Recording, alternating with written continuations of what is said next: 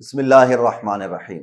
محترم سامعین، قربانی یہ نبی کریم صلی اللہ علیہ وسلم کی سنت ہے۔ اللہ نے قرآن میں کہا ہمیں کرنی چاہیے جس کو استطاعت اور طاقت ہے، لیکن ایک بڑا المیہ یہ ہے کہ قربانی کا جانور کتنے کا لیا؟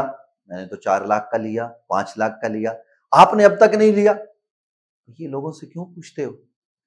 اس مہنگائی کے دور میں آپ اپنے پڑوسی سے پوچھو گے، اس کے بچوں کے دل پر کیا گزرے گی کہ ہمارے باپ پچھلے سال بکرا لائے تھے، پچھلے سال گائے لائے تھے، اس سال کچھ نہیں لے کر آ رہے۔ تو بھائی کسی کو یہ مت جو ہے نا وہ توجہ دلاؤ کہ جناب یہ ہو گیا تو یہ ہو گیا تو ہم یوں قربانی کر رہے ہیں۔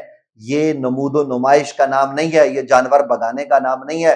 قربانی اللہ کی رضا کے لیے جانور ذبح کرنے کا نام ہے، اور ذبح کر کے یہ پیغام دینا ہے کہ جس طریقے سے ہم یہ جانور ذبح کر رہے ہیں، ضرورت پڑی اسلام کے لیے، نبی کریم صلی اللہ علیہ وسلم کے دین کے لیے ہم اپنا سب کچھ قربان کرنے کو تیار ہوں گے۔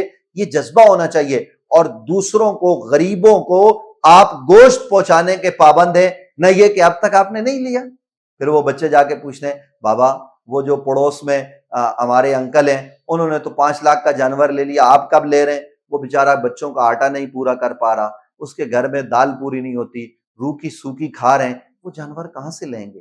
ان کے دلوں پر چھریاں چلتی ہیں، اور کئی گھر عید کے دن ایسے ہوتے ہیں کہ ان کے گھر پر لوگ گوشت نہیں بیچتے، فریجیں بھر لیتے ہیں، اپنے رشتہ داروں کو بیچتے ہیں، پڑوسیوں کا خیال نہیں کیا جاتا۔